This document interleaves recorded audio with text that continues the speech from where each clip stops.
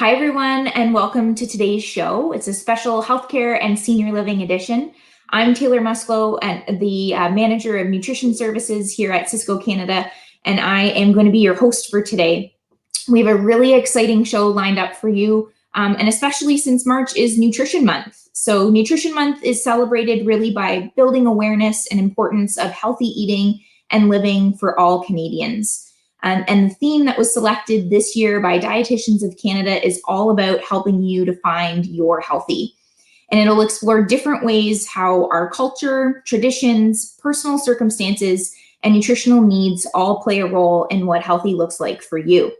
So we are super excited to have the team from Unilever that'll be joining us quite shortly to share some amazing recipes and product ideas. And we're going to chat a little bit more about Nutrition Month.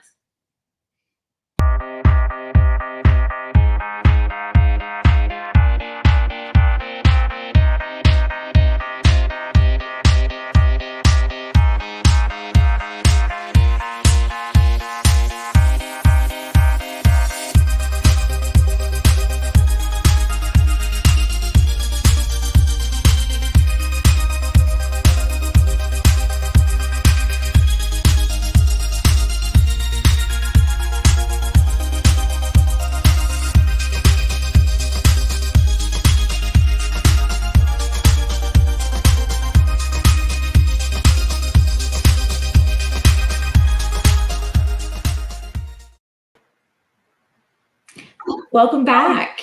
It's my pleasure to introduce the Unilever team that we have here with us today. So on the line, we have Kyla, who's worked with Unilever Food Solutions for the last 14 years as their corporate chef for Canada.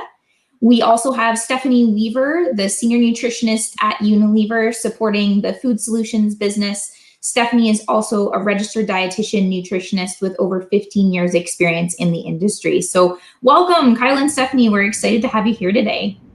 Thank you so much. So excited to be here. Yes. Yeah, it'd be great to chat a little bit more about Nutrition Month since that's the month of March. And I know you have some excellent product and recipe ideas to share with us. So I'm going to hand it over to you because I can't wait to see what you have to share. Great. Thank you, Taylor. So we just have some slides. Yep, perfect. Thank you so much. So thanks so much for having us here today. We're excited to share with you the information that we have, as well as some great culinary demos. So before we dive into the demos, we just want to give you a little bit of background about who we are. So at Unilever Food Solutions, we really believe that residents who live in elderly long-term care homes should feel just like home. So as a result, we really put the residents at the heart of what we do by providing added value services, as well as being a preferred partner in this segment. We have built the This Is Home platform essentially to do just that. The 4 core principles that we strive for are mind, heart, body, and growth, with the vision to enhance the mealtime experiences of residents. Next slide. All right, so this just kind of gives us a little bit of an idea again of what Unilever really is here to help you do, and that's what it's about, right? So at the best of times, we know that food operators like yourselves have to work hard to balance the needs of the business and the health and the well-being of staff. But of course, during this really difficult time, it's been amplified. So Unilever Food Solutions has also amplified our efforts to help support you with innovation and expertise. So we're really here to help inspire through our shared networks and of course our team of global chefs, and progress to make a healthier kitchen culture through our engagement with the Fair Kitchens movement. But today we wanted to talk to you about an area that we hope can increase resident satisfaction as well as overall nutrition. And this is really what it's about, making residents happy through what they're eating, but doing that, of course, in a very nutritious way. So I'm going to let Stephanie kind of talk a little bit more about how we hope to achieve that. So nutrition and culture, the impacts of what and how we eat. According to Canada's dietary guidelines, cultural preferences and food traditions are a key consideration for the foundation of healthy eating. And healthy eating can be achieved by taking into account both of these things. A focus of the guidelines is essentially how can we prevent chronic disease? And chronic disease varies across many populations. In fact, Indigenous peoples in Canada face a greater burden of chronic disease than the general population. For example, First Nations populations have a disproportionately higher rate of diabetes. The guidance maintains that traditional food can, in fact, not only help to improve overall diet quality, but also bring enjoyment to healthy eating and foster connections between generations. And part of that enjoyment of eating is, of course, choosing healthy foods that reflect your preferences. And of course, that affects how you eat, what you eat, when you eat, where you get your food, and how the food is prepared. And that's a big part of what we want to talk about today. According to Census Canada, 75 and older Canadian population, we see highly indexing in our First Nations, British, French, German, Ukrainian, Italian, and Greek, to name a few. But today we've chosen 3 very distinctly different cultures with regards to flavor preferences, eating habits, eating styles, and we're really going to demonstrate some different kind of cheats, if you will, because we really also want to keep in mind beyond the satisfaction is that labor portion of things, as well as making sure that you don't have to bring in too many different products to achieve these flavor profiles. So I'm going to now demo a few different recipes, and we have our lovely Stephanie here with us to give us her nutrition insights as we go through it. She keeps me legit, as I always say. So the 3 different cultures actually that we wanted to really talk about today were Jamaican, East Indian, and Chinese. So again, very, very different flavor profiles, very, very different ways of eating. So the first that we're going to cover is our Jamaican dish, and we wanted to do a curry chicken. Also, we just wanted to mention that our product feature for today, and as I do each of the recipes, you'll be able to see what your Sysco code is in case you're interested in trying any of these products, is our premium dry soup du jour portfolio. The beautiful thing about these products is, as I just said in the name, they're all dry, so they have a shelf life between 12 and 18 months. They're add water only, and they're ready within 30 minutes. So no need to thaw anything, especially if you need something last minute. But it's also a first-time cook, so you have the opportunity to also cool down ingredients and use them again the next day, still being food safe. So the first that we're going to work with is our newest variant. So you can see the bags are a little different. We're transitioning to this lovely one, is our coconut curry lentil with sweet potatoes. So we're going to focus on the flavors that we get from that. We have the yellow curry coming through, we have the coconut coming through, but how do we really make this more Jamaican? So of course, we're going to be adding different spices. A key part in the Jamaican culture is having lots of seafood, having lots of different spices, lean protein, things that really, I think, have some added benefit to them. Stephanie, did you want to add anything? Sure. So while Chef Kyla is getting herself set up, so an example of how you eat is communal style eating. And this style of eating is very popular with many cultures, but also Jamaican.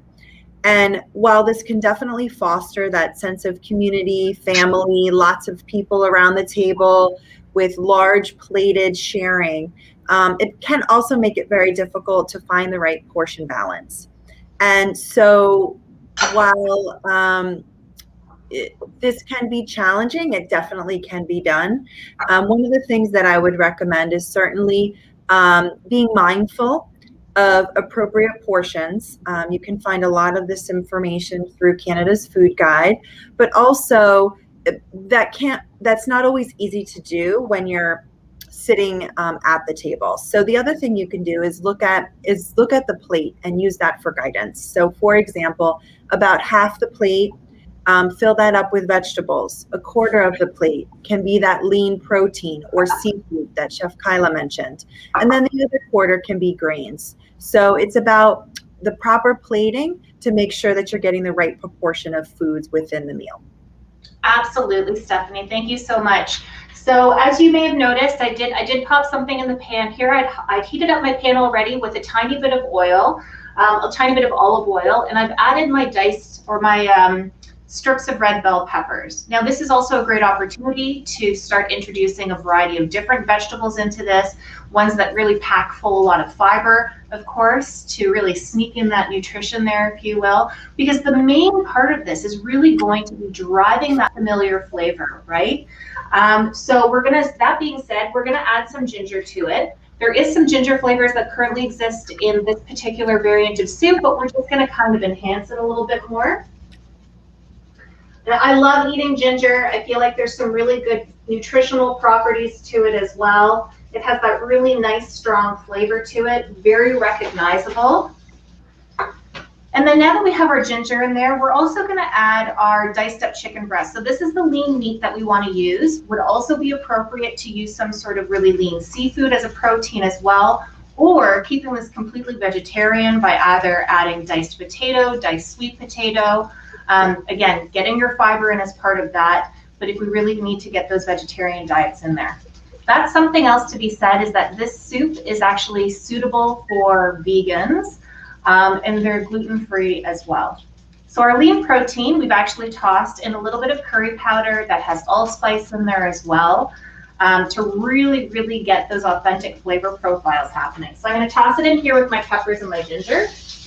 And already I'm getting a lot of that fragrant aroma.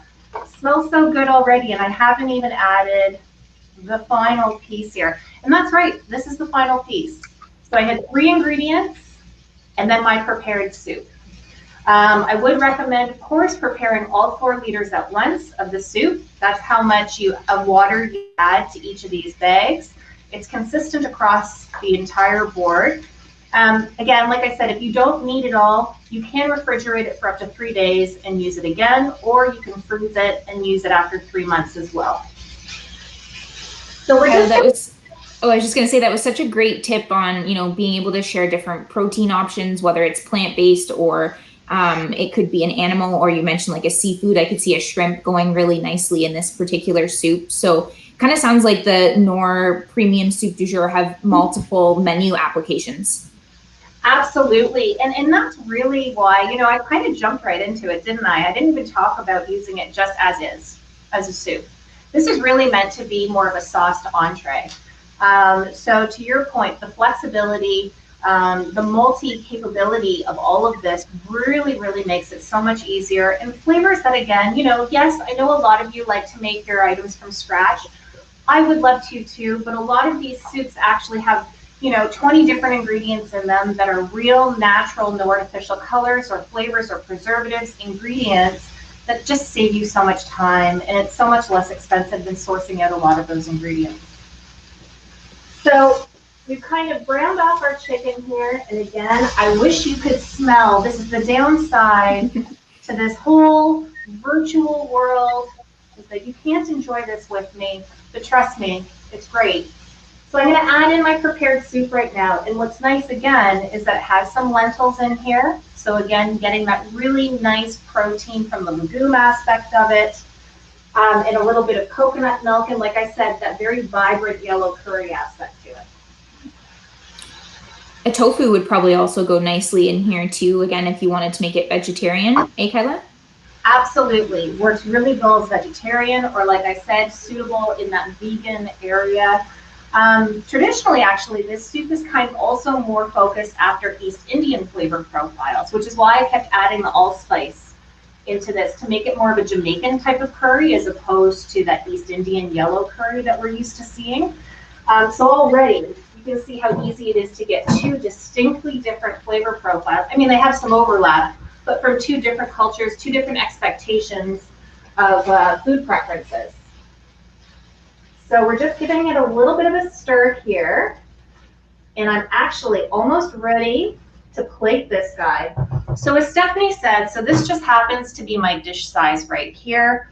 What would be really great would be able to either have, some hefty greens here. I would say some grains, because it'll be nice to kind of absorb some of the sauce. So some sort of whole grain brown rice would be lovely, lovely, lovely to have this with, because it would really soak up a lot of these flavors that we have as well. And it is about that portion control. You know, it is difficult, as we all know, when it's communal style eating, especially, right? We think about, we're not really sure how much we had. You know, was it the other person that had 3/4 of this dish, or was it me? I'm not really sure. I'm not keeping track. So this will really help to have them as individual portions. But for the sake of this, just so you can see it from where you are, I'm just going to put all of this in here. Not a single portion. Although you can see there's so much. This is actually just one chicken breast. And you can see that it's still already more than enough for 2 people. So I'm going to come around here just so, smell-o-vision. So you can see how that soup, even without me needing to thicken it, with all of those extra ingredients in there, it just works as a really, really nice sauce, a nice gravy, has a ton of aroma to it. So that was our dish number 1. We're just going to fly right through these. So the next one that we have here is our East Indian dish. And this one I absolutely love using our sauces for. I've done buttered chickens with them. I've done aloo gobi with them. I've done a variation of chana masala with some of the soups that we have. Of course, we have all these resources available to you through our website, so unileverfoodsolutions.ca. But the one that I'm going to do today is I'm going to do paneer. Love paneer. I'm going to do a little bit less of it because, of course, it's still cheese. I'm going to do a lot of peas. We've got our other veggies here. Again, great way to incorporate a ton of other vegetables as well. How about some spinach, maybe even some kale? Because, again, it's really about getting those flavor profiles. So the soup that I'm using for this one is our creamy tomato and roasted red pepper soup. So what's nice about this is it's mostly smooth. It has just a small amount of particulates to it. But it does really bring through those deep, deep notes. You know, it's not a traditional tomato soup. It's more of like an elevated with roasted notes and those roasted red peppers in there. So it already brings some complexity that you want in a lot of these dishes. So I've already got my oil going, and I'm going to add a little bit of onion so you can hear the sizzle. I'm going to do some red bell pepper. Dump it all in there. And what I need to do with a lot of my Indian spices, my Indian dishes, is toast off the spices. This is so important. It really helps bring through a lot of that flavor and complexity to it. The other thing too is we noticed in a lot of East Indian diets that there's a lot of vegetarianism, right? And so this makes it really, really easy, again, to help incorporate those very nutritious produce items that we want to incorporate as well, but still maintaining the flavor profile that is complementary, accustomed to, and craveable to really make your guests really excited about what they're eating. Stephanie, did you want to add anything to that? Yeah, so as we just chatted about, vegetarian diets are very popular in the East Indian culture. And these diets can certainly be well balanced and achieve all of the nutrients that are needed, but it does require some careful planning. There are some nutrients that do tend to be underconsumed on vegetarian diets, like, for example, vitamin B12, which in fact only is found naturally occurring in animal products. So, you know, when you're looking at the totality of the diet, certain nutrients may need to be supplemented as needed to make sure you're getting all of the proper nutrition on this type of diet. And also, we were just chatting about plant-based protein sources. So, you know, one of the things I would also encourage on a vegetarian diet is to try to get as much of a variety of plant-based protein sources as possible. In fact, there are what's called complementary proteins. So, for example, certain combinations of plant-based proteins that you can still intake all of the essential amino acids that are needed from the diet in order to be considered a high-quality protein source. And this is really important to do when you're following diets where animal-based protein sources are not consumed. So again, in short, you can certainly have a well-balanced and adequate diet. It just does take some careful planning to make sure that the needs are being met. Perfect. I literally could not have said it better myself, Stephanie. So I know I was kind of doing a sneak attack there, and you could see my little picture in the corner, and you're probably wondering, what is she putting in there now? So my spice mix that I had was a combination of garam masala with a little bit of cumin and coriander and turmeric as well. And I love kind of sneaking turmeric in there. Again, very traditional to not only the East Indian cuisine, but also the Jamaican cuisine that we had just gone through. So now I'm going to add, and of course I added my soup as well. So that already has enough seasoning to it. I'm getting that nice aroma that I want that's very traditional to East Indian cuisine. I'm going to add my paneer. I'm not going to do all of it. Maybe just a little bit more though. I mean, I am having it, so you know. And I'm going to add a ton of my peas in there. And again, great opportunity to do that really sneak attack style of adding these extra ingredients, but I'm already getting that very traditional aroma, consistency. There's a nice bisque sort of consistency to that creamy tomato and roasted red pepper soup. So we're kind of already getting that gravy coming together in a very, very easy way. The other thing too is I'm going to finish off this dish after I kind of bring it to a simmer a little bit, and I'm going to be adding some yogurt to it. So this is a higher fat yogurt. I really like using that for the sake of having some sort of protein. I'm also using, instead of using some sort of heavy cream, which we do see often in a lot of East Indian style cooking as a finishing sauce, you know, especially when you're talking about your butter chicken. But having something like a yogurt where it also has a little bit of a zip to it. So the acidity's coming through. You know, I don't necessarily need to now finish it off with either some lemon juice. This kind of is one-stop shopping for me as well. So adding some finishing touches to it, we could also add some different herbs. This would also be a great opportunity for us to add, you know, again, some whole grain sort of rice would be really, really lovely. Some brown rice in here as well. But for the sake of this presentation, so you can see what I'm doing, I'm going to just put it all on the plate. So I'm going to add my yogurt in here. Ooh, yeah. Now it's got that nice light color that I'm looking for. Get rid of this.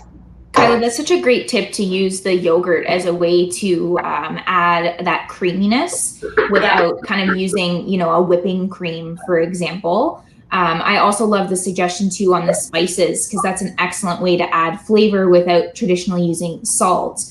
To flavor the dish, which is, again, you know, you add that flavor and you're still keeping the plate nice and nutritionally balanced without adding extra sodium. Because I know if we think of soups in particular, you know, sodium can be of concern. If we think of soup du jour in particular, what are some of the nutritional claims around the soup du jour product? So I'm really glad that you asked that as well, because when we talk about sodium, you've noticed I haven't added salt to these. Because I'm relying on the soup to bring that. However, a lot of our soups, I would say about at least a third of the portfolio at this moment, and then more as we move forward, come in at about 480 milligrams for 1 cup serving that's been prepared.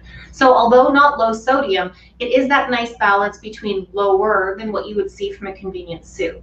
Now for me, I think about, you know, back of house, how can I get consistency? How can I drive that someone's not going to get too heavy-handed with the salt? Maybe they're not really paying attention. So I'm relying on this soup base to be my flavor, to be my seasoning. Yes, I've added some extra spices, but in that case, you know, the more the merrier. It's the salt, you know, that I get is not necessarily an issue for every single resident that you have, but it's just nice to know that it's there as kind of a stopgap. So we have, I hope you can see it here without me spilling it. So you can see the lovely gravy. We've got our paneer, our peas. Again, lots of veggies, very, very hearty and very flavorful. So the last dish I'm going to do here is a little less authentic, but it's adding those flavor profiles to it. And it's just a few ingredients. So this is our Chinese dish, and we're going to be doing a chicken and shiitake mushroom style soup. So of course, this is using our chicken noodle soup. So something very basic, something that is very traditional. Already, I'm sure that all the homes that are watching this, or all the sites, already have a chicken noodle on site. So a few different ingredients, not very expensive. And the first thing we're going to do, I was trying to catch up here, is saute some of my ginger. So this is going to be a big flavoring component to this, is really driving that flavor with that ginger. If you really need to, of course, you could use a dried ginger as well. Not as ideal, but you know, you can still get that flavor profile across. So we have our ginger. We're sauteing that up. You can probably hear it a little bit there. Get that going. Then what I have here is I have dried shiitake mushrooms. So I actually let these sit overnight. It was in cold water. I want to keep some of that reserved water, but I'm going to throw those dried shiitake mushrooms in there. And they've already been sliced up. If you have whole shiitake mushrooms, just remove some of the stems too, because those can be quite fibrous. So I'm going to stir those in with the ginger. And Kyla, could you go with like a cremini mushroom or a button mushroom as well if the shiitake was not available? Like cremini would be a better way to go. White mushrooms don't really deliver that earthiness that you're looking for as well. Actually, should have brought it out, didn't even think of it. But we do have our Nor Intense Flavors liquid seasoning line. And in one of them, we have Deep Earth, which is a bunch of mushroom flavors together. Now, it's just being a little bit careful because it is a very concentrated flavoring, but it really brings you that umami, that depth that comes along with having a variety of different mushrooms. So that would be my only watch out. The shiitake is very traditional, but if you're going to have an alternative, cremini, sure, or another kind of deeper, more intensely flavored mushroom would be a great way to go. So then I'm going to add my prepared chicken noodle soup. Very fancy. And we're going to bring that to a higher simmer. It looks really beautiful with the mushrooms in there. I'm getting that nice aroma from the ginger as well. And then I'm going to be adding in some Chinese rice wine. Okay, so it just kind of has a little bit of sweetness to it, but it definitely has some depth, that umami that you're looking for, and a little bit of a kick. So I'm going to add a little bit of that in there. It's nice because it just gives you that very reminiscent feeling. Even though, you know, you can see the noodles in there of the chicken noodle soup, it's something that is very familiar within that Chinese cuisine. Something else that we have here, a little bit more unusual, is goji berries. So you probably saw these a few years ago. They started to become really, really popular. People were putting them on all of their, putting them in smoothies and putting them on their yogurt parfaits. These ones are dry, so they're really easy to keep for a long period of time, but they just add that little bit of tartness, and again, is very traditional to this particular style of soup. And I love it when you can have those few ingredients. If you have a higher demand for traditional Chinese cooking, there's these few staples, but a lot of them tend to be dried food, so very easy to hold on to, great shelf life on them, absolutely love them. So we're going to bring that to a simmer. So these dried berries, of course, would soften as well, but I'm not going to make you sit here for this whole thing because we don't have the time. Stephanie, is there anything that you wanted to add with regards to the cultural eating patterns, styles for this particular cuisine? Yeah, I actually wanted to highlight a little bit about meal accompaniments. So we know that in the Chinese culture, unsweetened tea is a really popular beverage to be consumed both throughout the day as well as with meals. And this is really a great beverage, especially for the elderly long-term care population where hydration is just so very important. So unsweetened tea can be a great addition to any meal. We know beverages as well as foods can contribute to total fluid intake, but unsweetened tea is a way that you can get some extra fluids in throughout the day, but in a way where there's 0 calories, no sugars, and so it's also very tasty as well. So just a really great accompaniment to this style meal. Perfect. I love that. Yes, we love our tea over here, and of course, so much. Our tea. Yeah, I agree. It's been such a comfort during this time too. Yeah, excellent reminder too as well. So we've plated our soup, which again, as we know, a broth-based soup can also be a great way to get hydration in with residents. And we're gonna add our chopped scallions there. And of course, too bad there's an island right in the way, but as we did before, you can see our lovely shiitake chicken noodle soup that we have here. Very, very fragrant, lots of really authentic flavors in there, but taking something like also a chicken noodle soup that I'm sure everybody has on hand and really giving it a whole new twist, making the most out of what you have. So again, the premium dry soup du jour, which we have almost 30 flavors of, they all follow the same format, so they're easy to prepare with the 4 liters of water. The majority of them are gluten-free, many suitable for vegan diets, and then as I mentioned, many of them are within 480 milligrams or even some lower for 1 prepared cup. Many of them also, right, as well, many of them also have at least half a serving of vegetables, so that's something to note as well. Absolutely. Yeah. So you kind of have it all ready there for you, everything in the pack, easy to go. So for more products that can really help you out, save you time, save you money, and really help satisfy your residents, please talk to your Sysco rep or visit us at unileverfoodsolutions.com. And just thank you so much for joining us. And I'm sorry you can't join me in eating meat. I know, you made me very hungry. Please feel free to reach out to us. Yeah.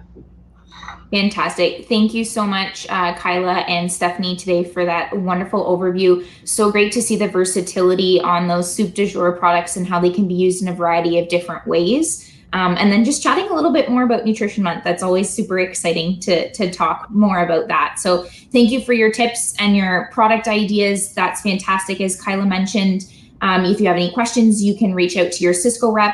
I know that we had some of the codes for the products that we showcased today were on the bottom of the screen, but if you do have any questions, please follow up. And again, I wanted just to thank everybody for joining us today. This was a fantastic session, and I hope everybody has a wonderful day. Thanks so much. Thank you.